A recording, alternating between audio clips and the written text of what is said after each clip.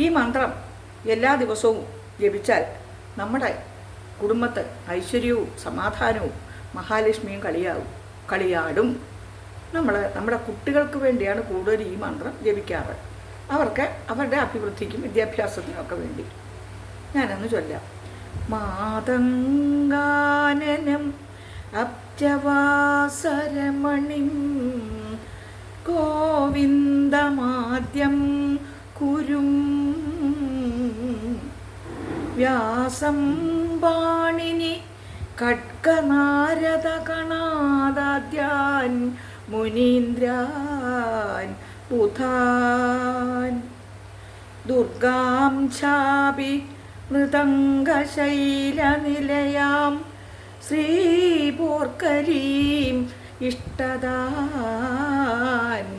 ഭക്ത്യാ നിത്യമുപാസ്മഹേ സപദിനോ കുർവന്ത്വം ഈ മംഗളം. ഇത് മൃദംഗശൈലേശ്വരീ ദേവിയെ പ്രകീർത്തിച്ചുകൊണ്ടുള്ള ഒരു മന്ത്രമാണ്. മുളക്കഴ ശ്രീ മൃദംഗശൈലേശ്വരി ക്ഷേത്രത്തിൽ ശ്രീകോവിൽ തുറക്കുന്നത് ഈ പാട്ടോടുകൂടിയാണ്.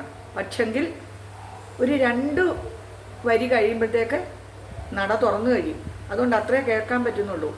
ഞാനിത് കുട്ടിക്കാലം മുതലേ, ഞാൻ സെക്കൻഡ് ലാംഗ്വേജ് സംസ്കൃതമായിരുന്നു. അപ്പോൾ അതുകൊണ്ട് ഇത് എൻ്റെ ഒരു പാഠപുസ്തകത്തിൽ, എനിക്ക് ഓർമ്മയില്ല ഏത് പുസ്തകത്തിലാണ്, ഉണ്ടായിരുന്ന ഒരു അവതരണ ശ്ലോകമാണ്. ഇതിന്നും ഞാൻ മറക്കാതെ സൂക്ഷിച്ചിരിക്കുന്നത്. കാരണം എന്നും ഞാനിത് ചൊല്ലാറുണ്ട്. ഇത് നമ്മുടെ കുഞ്ഞുങ്ങൾക്ക് എല്ലാവിധ ഐശ്വര്യവും മക്കൾക്ക് ലഭിക്കുന്നതിന് വേണ്ടിയുള്ള ഒരു കീർത്തനമാണ്. നിങ്ങളെല്ലാവരും ഇത് വീട്ടിൽ സന്ധ്യാസമയത്ത് വിളക്ക് വെച്ച് നാമം ജപിക്കുമ്പോൾ ആദ്യം ഈ കീർത്തനം ജപിക്കണം. അതുപോലെ തന്നെ രാത്രി നമ്മൾ ഉറങ്ങാൻ പോകുമ്പോഴും മക്കളെ മനസ്സിൽ സ്മരിച്ചുകൊണ്ട് ഈ മന്ത്രം ജപിക്കണം. എല്ലാവരുടെയും വീട്ടിൽ ഐശ്വര്യവും അഭിവൃദ്ധിയും ഉണ്ടാകട്ടെ. എല്ലാവരുടെയും മക്കൾ നല്ല നിലയിലാകട്ടെ. അവർക്ക് ദീർഘായുസ് കൊടുക്കട്ടെ എന്ന് നമുക്ക് പ്രാർത്ഥിക്കാം. ഈ മന്ത്രം നിങ്ങളെല്ലാവരും ഉരുവിടണം. നിങ്ങളുടെ കുഞ്ഞുങ്ങൾക്ക് വേണ്ടിയാണ് ഞാനീ പറയുന്നത്. എല്ലാവരും കൂടി ഒരിക്കൽ കൂടി ഇത് ചൊല്ലണമെന്ന് പറഞ്ഞുകൊണ്ട് ടീച്ചർ ഈ